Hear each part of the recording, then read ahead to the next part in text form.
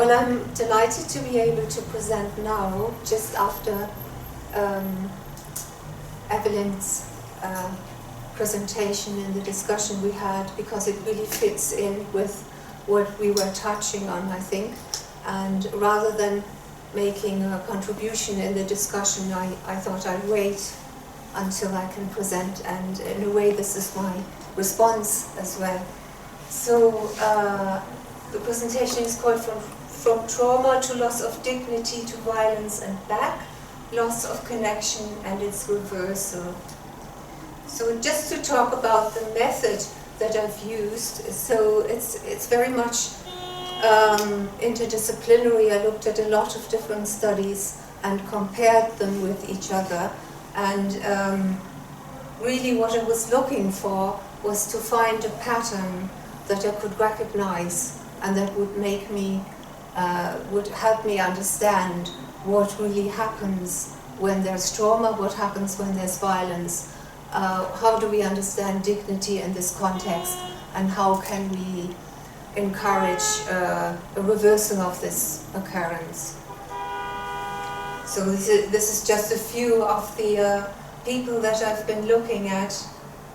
So you see those neurobiology, psychology, psychotherapy, sociology, history, and anthropology. The problem with this approach, obviously, is that I'm looking at something that's very, very complex, and I have to simplify it to see the pattern. So obviously, the situations that I refer to are very complex, and I'm aware of that, and I'm aware of the reduction that I've made. But I'm referring to the original study, so you can go back and get the full picture of the complexity and the detail in each case. Okay, and so in a nutshell, the kind of pattern that I've found is, that I've been looking for, is a pattern of connection, disconnection, and flow. And in a way, what Evelyn, you were showing there, for me was very much the connected state and the state of flow that you showed with this kind of figure 8 connection that the two humans had and were then in a kind of dignified relationship. So I tried to really find where is the connection, how did it happen, and how can we kind of observe it in the different contexts. And I started looking at individual psychology and looking at trauma. So to understand trauma really, we have to really look at memory, because it's the memory of a really life-threatening event that affects us and causes the symptoms of post-traumatic stress disorder. So to understand memory, the trauma memory, we need to understand memory first. Yeah, and so I was looking at studies from Eric Handel, where he explains what happens when memory formation happens in the brain. And the way he explains it is that it's really the connection of synapses when we have a very strong sensual input that creates a lasting connection that we can then call memory. So when we get a very strong sensual input, that input triggers proteins in the body, and the proteins are going to establish a synaptic connection. So that's usually a connection between nerve cells, that one of them could be related to the sensory input, another one would be related to an input that was there at the same time, like the experience of space or the experience of sound. So that's why those kind of memories usually go together. So when this happens, the proteins are going to contain, they maintain this connection as long as it's relevant. But proteins decay naturally. So when the sensory input doesn't happen anymore, the proteins will decay, the synapses will die off, the connection will die off, and we forget. Yeah? So that's a simplified kind of explanation of, or kind of visual that I can give you here about remembering and forgetting. And what is important here is that because of this constant change in our brain, it means that we are adaptable to changing circumstances. Yeah? So you are never going to be the same person from one minute to the other. Now, while I am talking to you, and if what I'm telling you really, you take this in and it's a new information for you, it means your brain is also going to change. So our brains are constantly changing, and so this is kind of the kind of flow element that we have in our brains through the plasticity of the brain. And this is how we can be in connection with ourselves, in connection with each other and our constantly changing environment. Yeah. So Carl Rogers says life at its best is a flowing, changing process in which nothing is fixed. So this element of fluidity and connection, they kind of go together, and that's really what I'd like to keep focusing on while we progress. So disconnection can happen through the traumatic experience. So normally when we experience something that's challenging or that is kind of strong or scary, the normal kind of process would be quite complex. So we take that information in, and it goes through many, many different brain centers, and it even goes to the cortex. The information gets compared to previous information, so we can kind of make sense and understand of what's happening here to us. And there is also a gating function that helps us to not become overwhelmed by the situation. So that is kind of under normal circumstances. But in a traumatic situation where there is actually a threat to life, we wouldn't have time for these complex processes to take place. So you're in a life-threatening circumstance, you have to react instantly. So the sensory input goes directly to the amygdala, which is an ancient part of the brain that can instantly issue hormones and thereby create a fight or flight reaction, and thereby the individual can save themselves really quickly. But what happens is that the information, there is no gating function in this process, and the information also doesn't have time to go through all these different places and doesn't reach the cortex. So that means at the end we are left with a memory that is only a physical memory, so it's not conscious, and it's also a memory that has been created in a state of overwhelm because there was no gating function. And Kandel explains that while normally we have these proteins that create the synaptic connection, in this case we have prion-like proteins, which are kind of diseased proteins, and they can recreate themselves, so they don't die off. And this is really where the disconnection happens. So while we always remember something that's relevant, forget when it's no longer relevant, in this case we have a synaptic connection that stays forever, meaning it's there even if the situation is no longer relevant, and it's there in the body. We don't know really what this is all about. It's a memory that reoccurs, and it's a very threatening memory.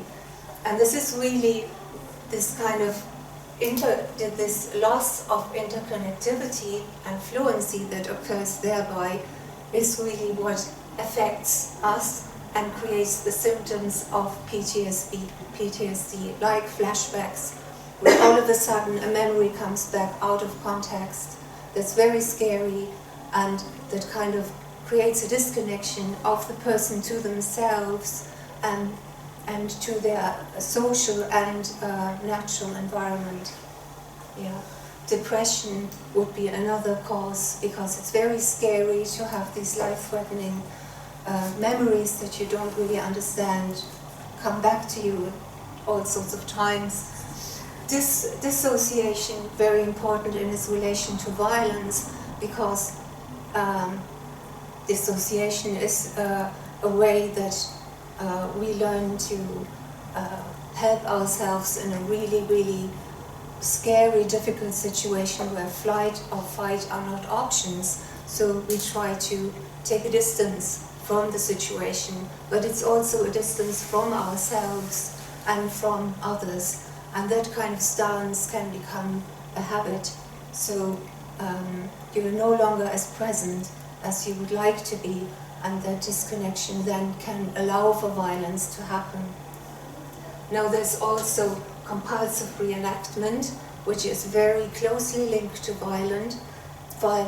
So this is not, there are only different theories about compulsive reenactments, but some psychologists think that it's to do with the state of amnesia that you can go into when you have a traumatic experience, and then that the person who had this experience is drawn back to that state of amnesia and thereby wants to reenact that situation. So this could be a reenactment where you harm yourself, or a reenactment where you harm others. Yeah, and then there's hysteria as well, which really comes from the lack of gating function and being overwhelmed. So this is kind of the disconnection that can happen in the context of individual psychology through the trauma memory. Peter Levine says, trauma is about broken connections. Connection is broken with the body, the self, the family, friends, community, nature, and spirit, perpetuating the downward spiral of traumatic dislocation.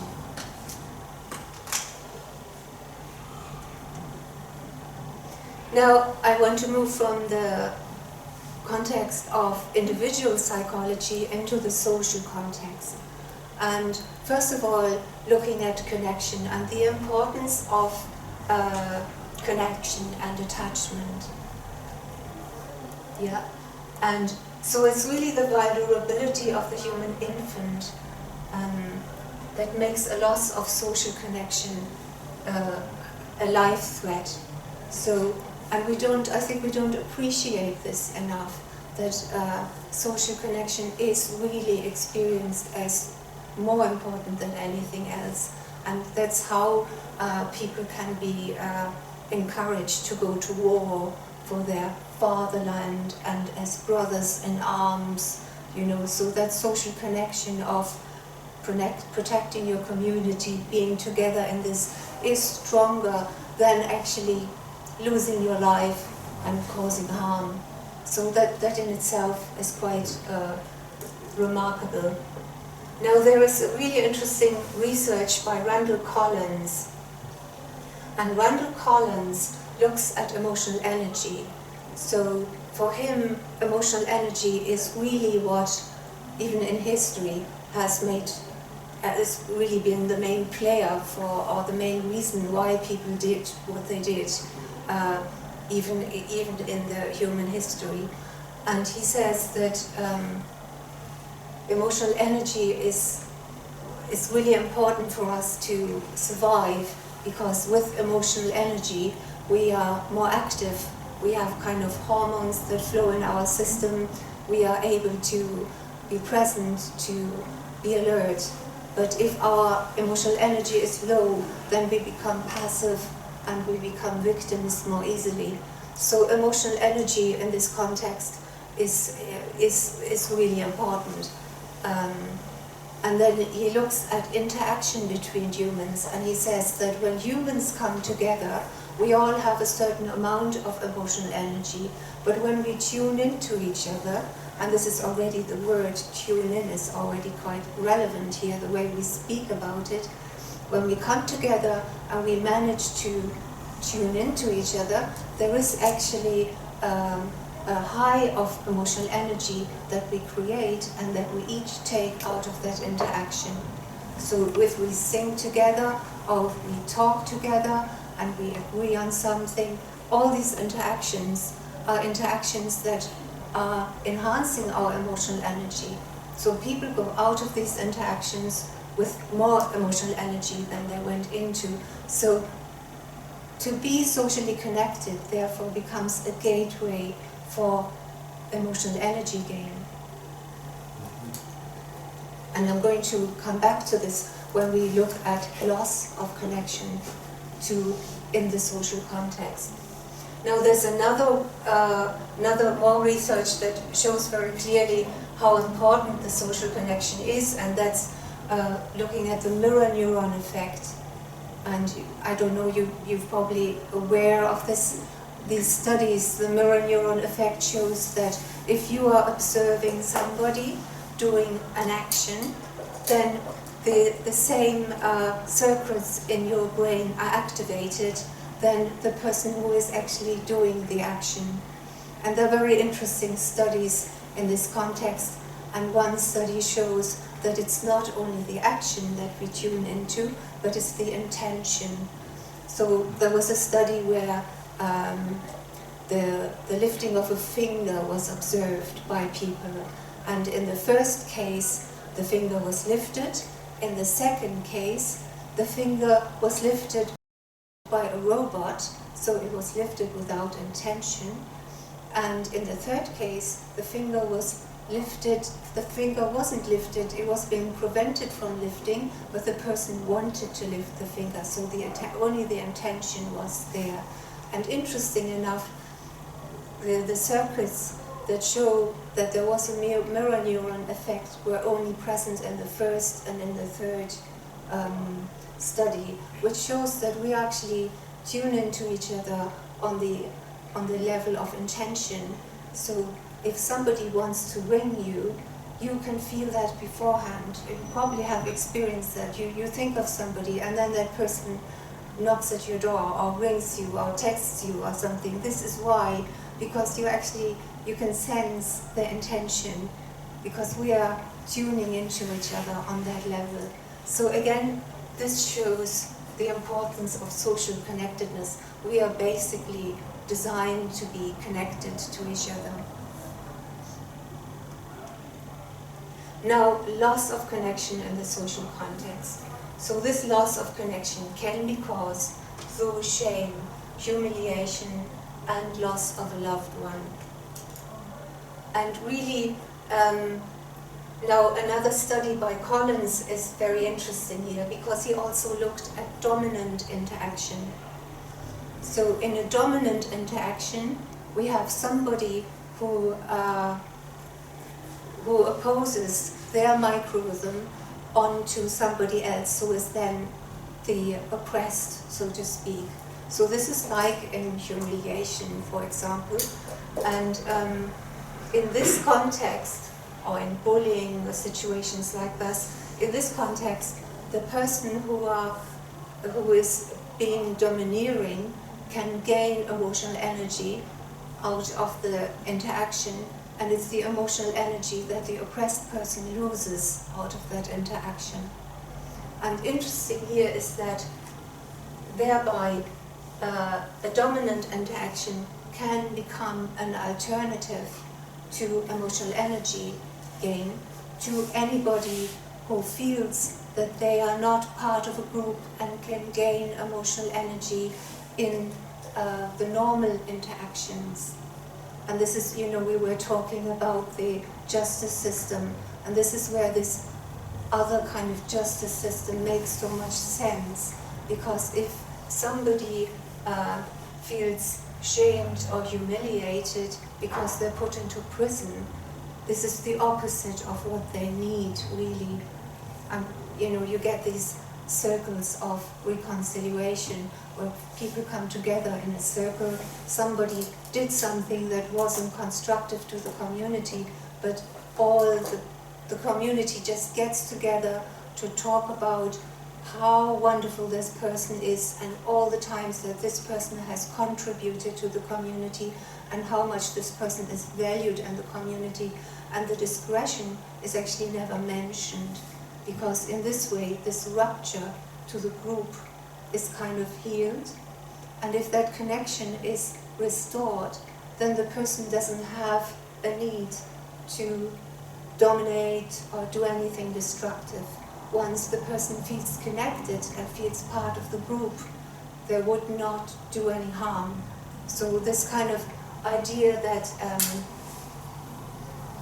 that violence happens because somebody doesn't feel they have access to the group and to emotional energy is very relevant in this context. Yeah. So also obviously it can also mean that somebody might have grown up and the dominating interaction is the only way they learned that one can gain emotional energy. So this is then trying to unlearn this and give people an experience of how you can learn to get this energy access through positive interactions. There's a lovely film where this is a gentleman who goes and teaches in a school where all young offenders are together, like male, like little boys who have offended, and they're very aggressive and very angry. What he does, he sets up a choir and he teaches them to sing together, and it makes the big difference to them, that experience of actually that there's another way that they can be together, that violence and domination isn't necessary, that you can do things differently. Okay. Then obviously this can also happen in the bigger kind of societal context. And Ron Eierman talks about the connection to a societal or the belonging to a group, the sense of belonging to a group, that is the sense that people need as well, to the bigger group in which they live. And this kind of sense of connection can be disrupted through wars and social upheaval and other social crises that cause a sense of separation and alienation. And that's very relevant as well, to keep that in mind, that really this disconnection can happen on so many different levels and can all also come together, which is really what happened in Nazi Germany, that, you know, there were people that were traumatized, there was people who lost the social connectedness, and then a history of loss of social societal connection that has been going on for a very long time. Now, looking at how the loss of connection can be reversed, in individual psychology there are trauma therapies that allows for the re-experiencing under non-threatening circumstances of the threatening experience, and thereby the prior-like, the synapses that were kept forever through the prior-like proteins can be replaced by normal proteins, and then they can just decay, so we can forget experiences that were unpleasant because we can re-experience them in a way that they are kind of manageable. So it's a form of processing. And there are a variety of therapy methods that I'm not going to mention now, all of them. In the context of a social loss of connection, it's usually the acknowledgement of the experience of shame and loss that and humiliation in the social connection, in the social setting, that can help restoring the connection to the group. And in the societal context, the acknowledgement can happen through cultural media. So it could be a film, it could be a dance, it could be songs that give expression to what people have experienced at that time, and thereby make them able to process that loss of connection and the alienation and come together again and find that sense of community. Oops. Sorry, oh, I pressed the wrong button. There we are. So where we are now.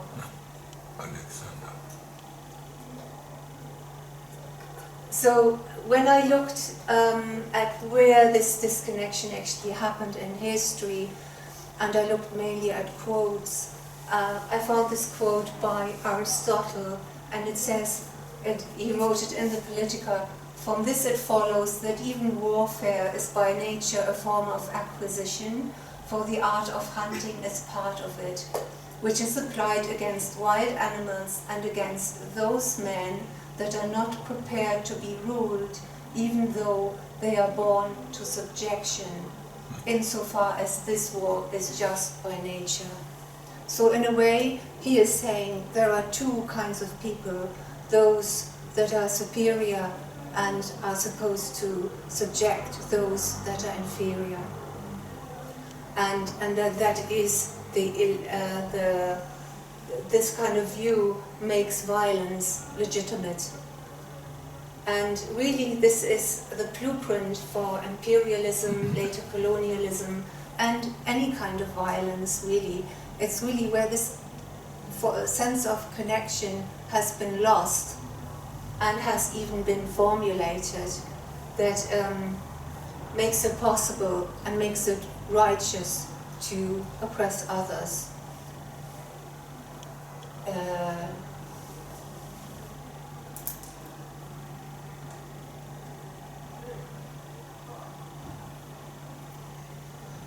Yeah.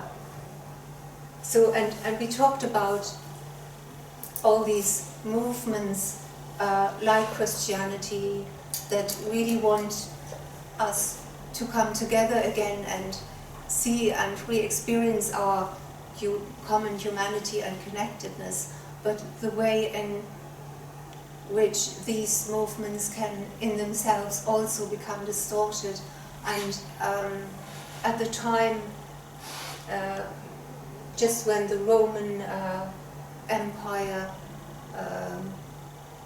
collapsed, all the ideas, which were all ideas of hierarchy based on this kind of concept, were then translated into the Roman Catholic Church, and the Roman Catholic Church became like a vehicle for all those Roman ideas, traditions, and methods, and the Roman law was established, and this was where really the Western kind of hierarchy would have had its starting point, and we never really questioned this enough, I think.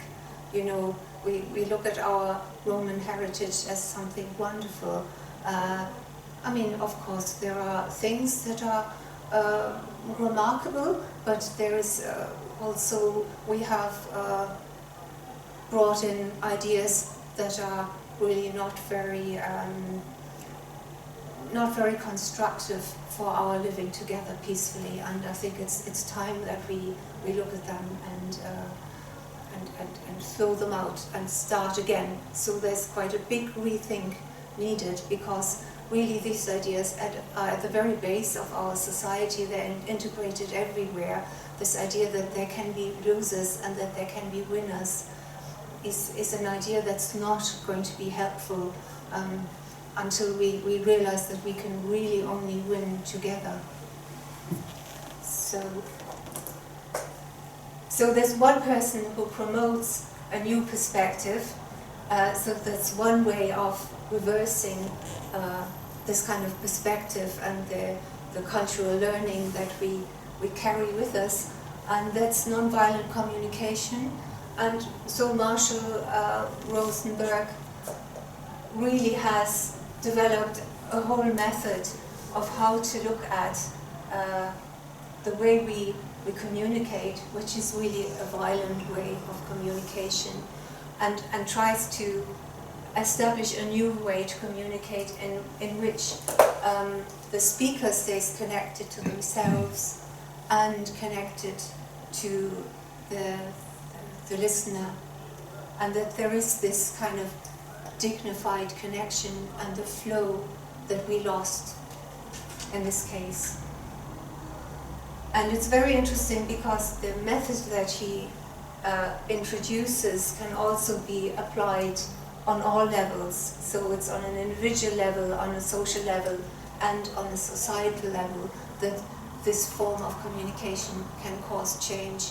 I know there are other methods as well, but this is one method that actually doesn't refer to religion or spirituality. I mean, a lot of spiritual teachings would really teach you the same, but sometimes that's not, for some people that might be difficult to access. So it's nice to have a method that's quite clear and stays away from religion and spirituality, but goes the same direction, really. Oh, I put this slide. I'm really, in a way, finished with my introduction, but then I put in this slide because I wanted to talk about vulnerability as well, because this is the title of the conference. And I thought, yeah, there is, for me personally, when I did my research, there were a lot of question marks that I had that I managed to address in my research. But there was one question mark that was still with me, and that was very personal and connected to the fact that I gave birth to my son 36 years ago and nearly didn't survive this experience, and then gave birth to my daughter 10 years later. But both experiences were pretty horrendous, and afterwards I kind of thought, this is so strange. While everything in nature is so beautifully designed and so perfect, how come women have to give birth in such a way? And I looked even around me, I couldn't believe there were so many people that had all come into this world in this way, which seemed like a really bad kind of design. And a part of me was angry, thinking, why are we designed like this? But then one day I got the answer to this, and it's really interesting, and it kind of ties in with my research and with what we are talking about here. And it's the fact that in our evolution there was a moment when we started to walk upright, and that made all the difference, because our skeleton was laid out to be walking on fours. When we started to walk upright, and our brains got bigger at the same time, actually, all of a sudden our skeleton had to change, and the hips had to become narrower to carry the weight of the body. So then it was very difficult for the children to birth, and for this reason the children that are born are actually born prematurely. We should really have another 2 months of gestation before, that's when the human infant is actually ready to be born. So humans were since then born prematurely, and this is where the vulnerability comes from. And it's also, I was then looking at Douglas Fry and Christakis, who were looking at ways to understand why did the species that were our ancestors, why did they survive? Because they weren't faster than other species, they weren't more intelligent than other species, but they were able to learn socially, and it came from the vulnerability, because they were so vulnerable that they had to tune into each other and learn from each other. And this is really where our strength comes from, and this is how we manage to survive, is our ability to cooperate, to learn from each other, and to survive together. Yeah, and that's really the end of the presentation.